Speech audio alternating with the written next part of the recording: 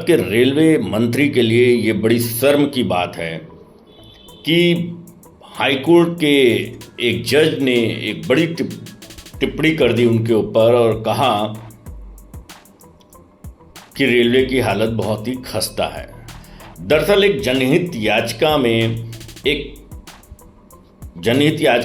दाखिल करी गई। उसमें कहा गया कि पश्चिम रेलवे, जिसके अंतर्गत महाराष्ट्र भी आता है, उसकी हालत बड़ी ही खस्ता है। जस्टिस देवेंद्र कुमार उपाध्याय, उन्होंने अपने जजमेंट में कहा कि भारत में जो लोग यात्रा कर रहे हैं, रेलों में जो लोग यात्रा कर रहे हैं, वो भेड़ बकरियों यानी कि जानवरों से बदतर तरीके से यात्रा कर रहे हैं। रेल मंत्री के लिए बहुत शर्म की बात है कि क्योंकि लगातार एक्सीडेंट हो रहे हैं, लगातार कोई ना कोई न्यूसेंस हो ही रहा है रेलवे में। वाकई में रेलवे को अब तक आधुनिकीकरण रेलवे का अभी तक नहीं हुआ। बहुत ही बुरी हालत में अभी भी भारत की रेलवे है।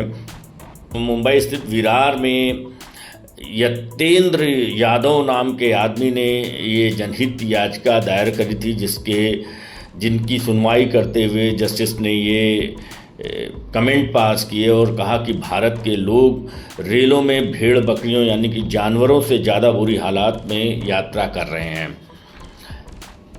यतेंद्र के वकील ने एक बड़ी चौंकाने वाली बात करी कि सिर्फ पश्चिम रेलवे में यानी कि सिर्फ उस क्षेत्र में, महाराष्ट्र के क्षेत्र में हर साल लगभग 2600 लोग सिर्फ और सिर्फ रेल एक्सीडेंट से मर रहे हैं। ये अपने में एक बहुत बड़ा आंकड़ा है कि जब महाराष्ट्र के क्षेत्र में सिर्फ 2600 लोग एक साल के अंदर मर रहे हैं तो पूरे भारत में ये आंकड़ा कितना बड़ा होगा।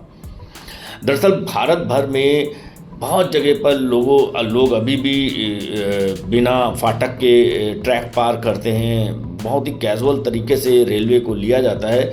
रेलवे भी सिस्टम को चला नहीं पा रही। अश्वनी ऐसों बहुत मैनेजमेंट के माहिर माने जाते हैं, उनको दोबारा इसका चार्ज दिया गया, लेकिन उनके भी काबू में रेलवे नहीं है। कोर्ट में ये भी कहा गया कि टोक्यो के बाद सबसे ज़्यादा अगर एक्सीडेंट हो रहे हैं तो फिर रेल में हो रहे हैं। दरअसल यतेंद्र यादव डेली रोज़मर्रा का काम करते हैं और डेली वो महाराष्ट्र की लोकल का इस्तेमाल करते हैं और शायद ज़िंदगी से रूबरू होते होंगे, डेली रेलवे की ज़िंदगी से रूबरू होते होंगे। रेलवे ने एक आंकड़ा ये भी दिया है कि यतेंद्र के वकील ने आंकड़ा ये भी दिया कि पर डे काम करने वाले जो कॉलेज जा रहे हैं, जो नौकरियों पे जा रहे हैं, जो अप डाउन कर रहे हैं, पर डे 5 लोगों की डेथ होती है। यानी कि अगर आप घर से निकलते हैं तो कोई निश्चित नहीं कि रेलवे की वजह से आप शाम को घर वापस ही ना आ पाएँ।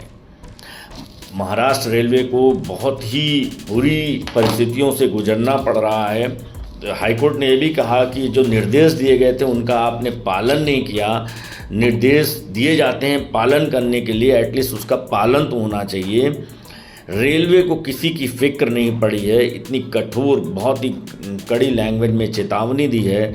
अब देखिए महाराष्ट्र में रेलवे क्या करती है, या वैष्णो पश्चिमी रेलवे के लिए कुछ नई पॉलिसी स्ट्रेटजी प्लान करते हैं। फिलहाल ये तो सत्य है कि रेलवे की हालत बहुत खस्ता है। रेलों में यात्रा करना बहुत ही रिस्की है। बहुत ही बुरी हालत में भारत की रेल में लोग यात्रा करते हैं। अब इस कठोर टिप्पणी के बाद भी अगर रेलवे ना चेता तो कुछ नहीं किया जा सकता है।